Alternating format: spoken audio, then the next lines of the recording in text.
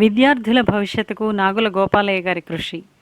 విద్యార్థుల ఉన్నత భవిష్యత్తుకు చెన్నై టీ నగర్ కేసరి మహోన్నత పాఠశాల ప్రధానోపాధ్యాయులు నాగుల గోపాలయ్య గారు విశేష కృషి చేస్తున్నారు. ఆయన స్వస్థలం ఆంధ్రప్రదేశ్ చిత్తూరు జిల్లా నిండ్ర మండలం సదాశివపురం గ్రామం. 1972లో జన్మించిన ఆయన పాఠశాల విద్యను శ్రీరామపురంలోను, కళాశాల విద్యను పుత్తూరులోనూ పూర్తి చేశారు. ఎంఏ మద్రాసు యూనివర్సిటీలోను, ఎంఫిల్ మదురై కామరాజ్ యూనివర్సిటీలోనూ చేశారు. మైసూర్ విద్యాలయ నుంచి ఎంఈడి అందుకున్నారు. ఉపాధ్యాయుడిగా 16 ఏళ్ల అనుభవం ఉంది. ప్రధానోపాధ్యాయులుగా 12 ఏళ్లుగా కేసరి పాఠశాలలో ఉంటున్నారు. గత 7 సంవత్సరాలుగా నగరంలోని అన్ని పాఠశాలల కన్నా తమ పాఠశాల ద్వారా 10th ప్లస్ 2లో 100% ఉత్తీర్ణత సాధించి పలువురి మన్ననలను అందుకున్నారు. విద్యారంగంలో 25 ఏళ్ల అనుభవం కలిగిన ఈయన పబ్లిక్ పరీక్షలకు సిద్ధమవుతున్న విద్యార్థులకు తన అనుభవంతో సూచనలు, సలహాలు అందిస్తూ ఉంటారు. మిగిలిన విషయాలు వారి మాటల ద్వారా విందాం. టీఎన్టీ న్యూస్ కోసం వసుంధర. నమస్కారం, అందరికీ సంక్రాంతి శుభాకాంక్షలు. ముఖ్యంగా టీఎన్టీ ప్రేక్షకులందరూ కూడా సంక్రాంతి శుభాకాంక్షలు. ఈవేళ పిల్లల్లో పరీక్షలంటే ఒక భయం, తెలియని భయం నెలకొంది ప్రతి చోట, ప్రతి ఒక్కరిలో ఉంది. అంటే 90 మార్కులు తీసే వాళ్ళలో ఒత్తిడి ఉంది, 35 మార్కులు తీసే వాళ్ళలో ఒత్తిడి ఉంది, ఫెయిల్ అయిపోతామనే భయం ఉండే వాళ్ళలో ఒత్తిడి ఉంది. అంటే ఒత్తిడి అనేది సహజమైపోయింది. ఈ ఒత్తిడికి మనం కారణాలు కానీ తీసుకున్నట్లయితే, విద్యార్థులు తమకున్న ప్రతిభా పాఠవాలు పైన పూర్తి నమ్మకం లేకుండా ఒక్కోసారి వాళ్ళు ఎందుకో ఎక్కువ భయపడుతుంటారు. కారణం ఏమంటే, వాళ్ళు ఏదైతే నేర్చుకుంటున్నారో, ఏదైతే నేర్చుకోవాలనుకుంటున్నారో దానిపైన వాళ్ళకి పూర్తి అవగాహన లేనప్పుడు ఈ భయం అనేది నెలకొనడం సహజమే. ఇలాంటి పిల్లలు, ఇలాంటి విద్యార్థులు ముఖ్యంగా వీళ్ళు చేయవలసింది ఏమంటే, పరీక్షలు సమీపిస్తున్నాయి. ఈ పరీక్షలు అనగానే అది స్టేట్ బోర్డు కావచ్చు, సిబిఎస్ఈ కావచ్చు, ఇంటర్నేషనల్ స్కూల్స్ కావచ్చు, ఎక్కడైనా సరే మనం చూస్తుంటాం మీడియాలో. ఈ పరీక్ష ఒత్తిడి తట్టుకోలేక పిల్లలు అలా అయ్యారు, ఇలా అయ్యారు అనేసి. దాన్ని అధిగమించడం ఎలా అనే దేనిపైన కొన్ని సలహాలు, సూచనలు. దీన్ని కానీ ఆచరించినట్లయితే పిల్లలు ఒత్తిడి లేకుండా పరీక్షలు రాసి ఉత్తీర్ణులు కావడానికి దోహదపడుతున్న ఒక సదుద్దేశంతో మన టీఎన్టీ వాళ్ళు నన్ను కలిశారు. నా అనుభవంలో నేను చెప్పదలుచుకున్నది చెప్తున్నాను. ఇక్కడ చూసినట్లయితే పిల్లల ముందే సాధారణంగా 10వ తరగతి పిల్లలకి 5 సబ్జెక్టులు ఉంటుంది, 5 పాఠ్యాంశాలు. అది తెలుగు, ఇంగ్లీషు, గణితము, సైన్సు, సోషల్. పిల్లలకు అందరికి కూడా అన్ని పాఠ్యాంశాల పైన ఉత్సాహం లేకపోవచ్చు. కొందరు పిల్లలు కొన్ని పాఠ్యాంశాల పైన ఎక్కువ మక్కువ చూపి అందులోనే నిష్ణాతులు అవుతుంటారు. అంటే కొందరికి గణితం ఇష్టంగా ఉండొచ్చు, మరి కొందరికి సైన్స్ ఇష్టంగా ఉండొచ్చు. ఇట్లా ఇంకో సబ్జెక్ట్ కఠినంగా అనిపించవచ్చు. కానీ పిల్లలు చేసే ఒక పొరపాటు ఏమంటే, ఏదైతే కఠినం అనిపిస్తోందో దాని గురించి ఎక్కువ ఆలోచిస్తుంటారు. ఏదైతే సులభం అనుకుంటున్నారో దాన్ని వాళ్ళు, ఇది మనకు సులభమే కదా దాని గురించి ఆలోచించలేదు. అంటే తన బలాల కన్నా కూడా తన బలహీనతల గురించి ఎక్కువ వాళ్ళు భయపడుతుంటారు. అది కూడదు. అంటే ఒక సబ్జెక్ట్లో 90 వస్తుంది, ఇంకో సబ్జెక్ట్లో ఒక 50, 60 వస్తుందంటే వాడు ఏం చేయాలి? స్టూడెంటు, సరే దీంట్లో 90 తెచ్చుకుంటున్నాం కదా, ఇంకో 95, 96 తెచ్చుకుందాము, ఆ సబ్జెక్టు 60 వస్తుంది కదా, దీన్ని మనం బ్యాలెన్స్ చేసుకోవచ్చు అనే ఒక దృక్పథాన్ని కానీ పెంపొందించుకున్నట్లయితే ఒక టెన్షన్ తగ్గుతుంది. అంటే యావరేజ్, అది ఫస్ట్ క్లాస్ కావచ్చు, డిస్టింక్షన్ కావచ్చు, ఎక్కువ మార్కులు ఎదురు చూస్తుంటారు. దాని నుంచి బయటపడాలంటే కఠినంగా ఉండే సబ్జెక్టులో మ్యాక్సిమం ఎంత తెచ్చుకోవాలో అని తెచ్చుకొని, తనకు ఏదైతే సులభంగా ఉందో ఆ పాఠ్యాంశాల్లో ఎక్కువ మార్కులు తెచ్చుకున్నట్లయితే ఇందులో నుంచి బయటపడవచ్చు. తర్వాత పరీక్షలు అనేది సాధారణంగా జరిగే ఒక ప్రక్రియ. పిల్లలు ప్రతి ఒక్కరు ఏమనుకోవాలంటే, మనతో పాటు 6 లక్షల మంది రాస్తున్నారు తమిళనాడులో, అందరూ ఇదే పాఠ్యాంశాలు రాస్తున్నారు, అందరూ మన వయసు వాళ్ళే, సో అందరికీ ఒకే ప్రశ్నపత్రం ఇస్తున్నారు అనే ఒక దృక్పథంతో పరీక్షలకు వెళ్ళాలి. దీని తర్వాత ఒకవేళ ఒక్కోసారి పిల్లలు అంటుంటారు, మరి ఇవాళ పేపర్ కొంచెం టఫ్ అంటారు. పేపర్ టఫ్ అయితే అందరికీ టఫే, పేపర్ ఈజీ అయితే అందరికీ ఈజీగా ఉంటుంది. ఇది జనరల్ కాన్సెప్ట్ ఇది. సో దీన్ని వాళ్ళు పేపర్ కొంచెం కఠినంగా ఉంది ఇవాళ అంటే, సరే రాసిన వాళ్ళందరూ కఠినంగానే ఉంది కదా, సో అందరికైతే మనకు అవుతుంది అనుకుంటే ఫ్రీ అయిపోతాడు. అదేవిధంగా ఇంకొక పిల్లలు చేసే తప్పేమంటే, ఒక పరీక్ష ఏదో కారణాల వల్ల అనుకున్నంత విధంగా రాయలేకపోతే ఇంటికి వచ్చి దాన్నే ఆలోచిస్తూ ఉంటారు. అలా కూడా లేకుండా ఆ పరీక్ష అయిపోయింది, పాస్ట్ ఈజ్ పాస్ట్, ఇంకా నెక్స్ట్ ఎగ్జామ్ ఏదో దాన్ని కొంచెం బెటర్గా చేద్దాము అని ఆలోచించుకున్నట్లయితే అతనికి దీంట్లో డైవర్ట్ అవుతాడు. ఈ యొక్క సబ్జెక్ట్లో ఏదైతే ఇవాళ రాశాడో అది కారణాలు ఏదైనా కావచ్చు, దాంట్లో సరిగ్గా అతను చేయలేకపోయినట్లయితే దాన్ని ఇంకొక రాబోయే ఎగ్జామ్ బాగా రాసి ఈ మార్కులు అందులో పొంది తన గమ్యాన్ని తను చేరుకోవచ్చు. అదంతా దీంతో పాటు పిల్లలు ఒక ప్రణాళికాబద్ధంగా, ప్రణాళికాయుతంగా పరీక్షలు తర్ఫీదు కావాలి. అంటే రోజు నేను ఇన్ని గంటల సేపు చదవాలి అంటే ఇన్ని గంటల సేపు చదవాలి. సాయంత్రం ఒక 3 గంటలు కావచ్చు, ఉదయం ఒక 2 గంటలు కావచ్చు. ఏ రోజు ఏది చదవాలి ఏమనేది ఉపాధ్యాయుల యొక్క సలహాలు, వాళ్ళ సూచనలు తీసుకుని, అదేవిధంగా తల్లిదండ్రుల యొక్క పర్యవేక్షణలో వాళ్ళ సలహాలు సూచనలు, తల్లిదండ్రులు చదువుకున్న వాళ్ళైతే తీసుకొని చదివినట్లయితే పిల్లలకి ఈ ఒత్తిడి అనేది ఉండదు. సాధారణంగా పిల్లలు ఈ జనరేషన్ స్టూడెంట్స్ ఎట్లా ఉన్నారంటే, డిసెంబర్ దాకా పెద్దగా సీరియస్గా చదవరు, ఇంకా ఉందిలే అనుకుంటారు. జనవరి వచ్చిన తర్వాత ఈ ఎగ్జామినేషన్ ఫీవర్ అంటారు, అది ఇప్పుడు వింటున్నాం కొత్తగా. అప్పుడు పుస్తకాలు ముందు వేసుకుంటే అగమ్య గోచరంగా ఉంటుంది వాళ్ళకి. ఏంది ఇంత కఠినంగా ఉంది, ఏం చదవాలి ఏం తెలియదు. దీంట్లో నుంచి బయటపడాలంటే పొద్దుట్లో నుంచి స్కూల్ ప్రారంభం నుంచే చదవాలి, లేదా ఈ సంవత్సరం ఇప్పుడు డిసెంబర్ అయిపోయింది, జనవరిలో వచ్చినాం, ఇంకా స్టార్ట్ చేయాలంటే ఉదాహరణకి ఏదైనా ఒక సబ్జెక్ట్ తీసుకున్నట్లయితే అందులో 12 లెసన్స్ ఉందనుకుందాం. అందులో అతను తెలుసు, ఏ స్టూడెంట్ కూడా వాడి కెపాసిటీ వాడికి తెలుసు.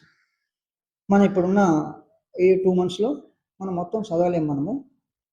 కాబట్టి ఏం చేయాలనుకుంటే అందులో 50% పోర్షన్స్ తీసుకునేసి ఆ 50% క్షుణ్ణంగా చదువుకున్నట్లయితే చాలా అతను పాస్ అయిపోగలడు.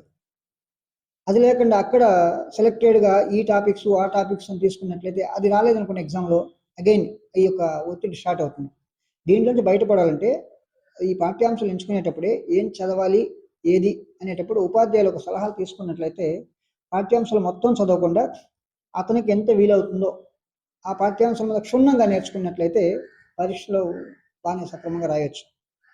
అదేవిధంగా పరీక్షల ముందు ఆహారం తీసుకోవాలి, మంచి నిద్ర కూడా అవసరం ఉంది. మనం ఒక 6 నెలలు నిద్రపోయేసాము, ఇంక 2 నెలలు కష్టపడి చదవాలని కొందరు పిల్లలు ఏం చేస్తుంటారంటే రాత్రి 11 దాకా 12 దాకా చదవడం, తర్వాత 3:30 4 లేవడం, ఇలా చేస్తుంటారు. అంటే వాళ్ళ నిద్ర కనీసం ఒక 6 గంటల సేపు అన్నా పిల్లలు నిద్రపోవాలని డాక్టర్ చెప్తుంటారు. వీళ్ళు ఇప్పుడు 3-4 గంటలు నిద్రపోతున్నారు. ఇలా 1 నెల 1.5 నెల చదివిన తర్వాత ఏమవుతుందంటే ఎగ్జామ్స్ అప్పుడు అతని యొక్క శరీరం సహకరించకపోవచ్చు, అనారోగ్య సమస్యలు రావచ్చు, అప్పుడు పరీక్షల్లో సరిగ్గా చేయలేకపోతారు. కాబట్టి పిల్లలకి చదువు మార్కులు అవసరము, ఆరోగ్యం అవసరము. ఈ ఆరోగ్య విషయంలో జాగ్రత్తలు తీసుకుంటూనే పాఠ్యాంశాలని కొంచెం క్షుణ్ణంగా చదువుకున్నట్లయితే మంచి మార్కులు సాధించవచ్చు. తర్వాత పిల్లలు చేసే ఇంకో తప్పేమంటే సరైన ఆహారం తీసుకోకపోవడం. ముఖ్యంగా ఈ బయట ఆహారం, జంక్ ఫుడ్ అంటారు కదా, దాన్ని తీసుకుంటున్నారు. అది ఈ పరీక్షలో ఏదో దాన్ని అవాయిడ్ చేస్తే బాగుంటుంది. మన ఇంట్లో కలిగింది అమ్మ ఏం చేసి పెడుతుందో దాన్ని భోంచేసినట్లయితే ఎటువంటి అనారోగ్య సమస్యలు రాకుండా ఉంటుంది. బయట ఫుడ్ తింటే ఏమవుతుందంటే ఒకసారి మనకి కొన్ని సమస్యలు వస్తుంటాయి, అనారోగ్య సమస్యలు. అప్పుడు హెల్త్, ఎగ్జామ్స్ రెండు ఒకేసారి ఇదైందంటే పిల్లవాడు కొంచెం అనవసర ఒత్తిడి వస్తుంది. ఎగ్జామ్ హాల్కి వెళ్ళిన తర్వాత క్వశ్చన్ పేపర్ని ఒకసారికి 2 సార్లు క్షుణ్ణంగా చదవాలి. పిల్లలు ఈ మధ్య గమనిస్తున్న క్వశ్చన్ పేపర్లో ఒక 20 క్వశ్చన్స్ ఉంటే అతనికి ఒక 5-6 క్వశ్చన్స్ తెలియకపోవచ్చు. పిల్లవాడు 5-6 క్వశ్చన్స్ తెలియని క్వశ్చన్స్ గురించి ఆలోచిస్తాడు, కానీ తెలిసిన క్వశ్చన్స్ వచ్చి ఒక 15 ఉంటాయి, దాని గురించి ఆలోచించడు. దీన్ని ఆలోచిస్తే ఏం చేస్తుంటే ఆ తెలియని క్వశ్చన్, అయ్యో అది నేను చదువుకోలేదు, అది వచ్చేసింది ఆలోచిస్తూ ఒక half of the time waste అవుతుంది. తర్వాత కూర్చొని రాసేటప్పుడు తెలిసిన క్వశ్చన్స్ కూడా కొంచెం రాయలేకపోతాడు. దానివల్ల ఏమవుతుంది, పరీక్షలో ఉత్తీర్ణత సాధించలేకపోవడము లేదా మార్కులు తక్కువ రావడం జరుగుతుంది. సో దీన్ని అధిగమించాలంటే ఎగ్జామినేషన్ హాల్కి వెళ్ళాం.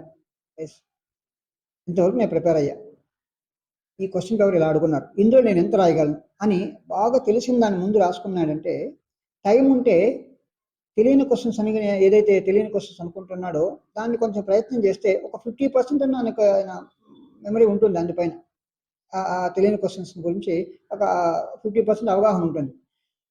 దాన్ని రాసినట్లయితే కొంతవరకు అతను వచ్చేసి సఫలీకృతులు కావడానికి అవకాశం ఏర్పడుతుంది. ఇంకా ఎగ్జామినేషన్లో చూసినట్లయితే రాయడం ఎక్కువ కూర్చడం, రాసిన దాన్ని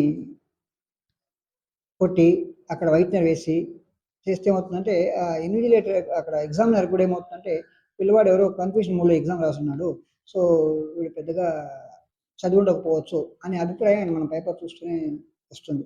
అలా లేకుండా తెలిసింది ముందు రాయాలి.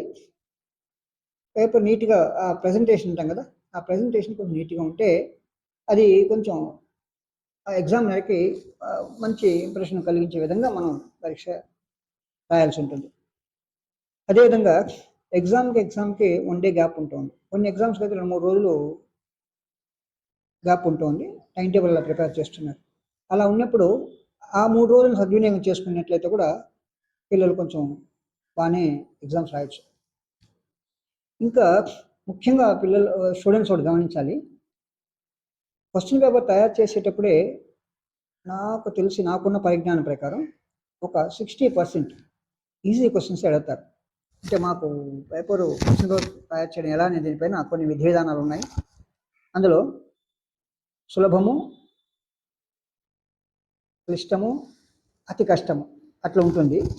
అంటే సులభం అనేది ఒక 60%, కొంచెం కఠినంగా ఉండేది ఒక 30% ఉండొచ్చు, అతి కఠినం అనేది 10% ఉంటుంది. అంటే ఓవరాల్ ఎక్స్పెక్టింగ్ మోర్ దెన్ 90%. వాళ్ళు కొంచెం అతి కఠినంగా ఉండే దానిపైన ఫోకస్ చేయాల్సి ఉంది. అంటే వాళ్ళు మొదటి నుంచి హార్డ్ వర్క్ చేస్తారు. కానీ ఈ ఫస్ట్ కేటగిరీ ఏదైతే ఉందో సులభం అనేది, అది ప్రతి ఒక్కరు దాన్ని ఆ ప్యాటర్న్ రాసుకోవచ్చు. అంటే నేను చెప్పడం ఏమంటే ఇక్కడ ఈ ప్రశ్నాపత్రం అనేది ప్రభుత్వం యొక్క ఉద్దేశం కూడా ఏమంటే ఈ ప్రశ్నాపత్రాన్ని ఒక కనీస పరిజ్ఞానం ఉన్న పిల్లవాడు కూడా, కనీస పరిజ్ఞానం ఉన్న స్టూడెంట్ కూడా సమాధానాలు రాయడానికి అవకాశం ఉండే విధంగా ప్రభుత్వం ప్రశ్నాపత్రం రూపొందిస్తున్నారు. తదనుగుణంగా వీళ్ళు సమాధానం రాయాల్సి ఉంటుంది.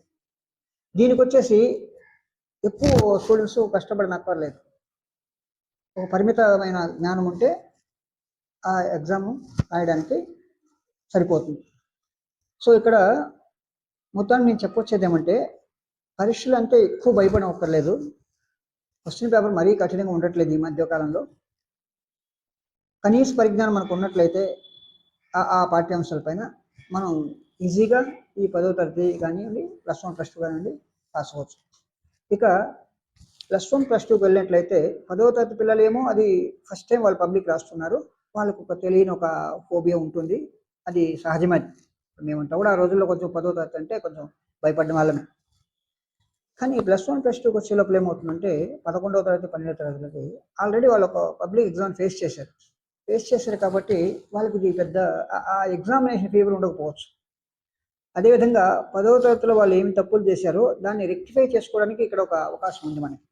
అక్కడ +1 +2 వాళ్ళు ఆ రకంగా తమ తప్పుల్ని సరిదిద్దుకుంటూ పరీక్షలకు సన్నద్ధమైనట్లయితే మంచి ఉత్తీర్ణతను సాధించడానికి అవకాశం ఉంటుంది. ఇంకా చెప్పమంటారా? ఉంటుంది. సో ఇక్కడ ఇంతసేపు నేను చెప్పిన దాంట్లో ఇది ప్రతి ఒక్క పిల్లవాడు, ప్రతి ఒక్క విద్యార్థి కూడా కఠినంగా పెద్దగా కఠోర సమస్య అయినక్కర్లేదు. తనకున్న పరిధిలో, తనకున్న సౌకర్యాలతో, తనకున్న సమయంతో తక్కువ సమయంలో ఎక్కువ మార్కులు తెచ్చుకోవడానికి ఉన్న సమయాన్ని సద్వినియోగం చేసుకున్నట్లయితే వాళ్ళ యొక్క గమ్యాన్ని వాళ్ళు చేరుకోవడానికి సాధ్యపడుతుంది. సో ఇది నాకు తెలిసి ఇలాంటి ఒక వినూత్నమైన కార్యక్రమాన్ని చేపట్టి విద్యార్థులందరూ కూడా ఇప్పుడు నేను చెప్పిన సూచనలు అయితేనేమి, సలహాలు అయితేనేమి పాటించినట్లయితే మీరు సులభంగా సులభంగా మీరు ఉత్తీర్ణత సాధించడానికి దోహదపడుతుంది. అదేవిధంగా ఉన్న సమయాన్ని సద్వినియోగం చేసుకోండి. ఇలాంటి ఒక వినూత్నమైన కార్యక్రమాన్ని చేపట్టాలనుకోవడం, అందులో భాగంగా నన్ను కలవడం, సో నాకు కూడా నా అనుభవాన్ని వీరితో పంచుకోవడం చాలా సంతోషంగా ఉంది. మరి ముఖ్యంగా విద్యార్థులకి చాలా ఉపయుక్తంగా ఉంటుంది. మీరు మంచి ఉత్తీర్ణత సాధిస్తారని ఆశిస్తూ సెలవు తీసుకుంటున్నాను. Thank you.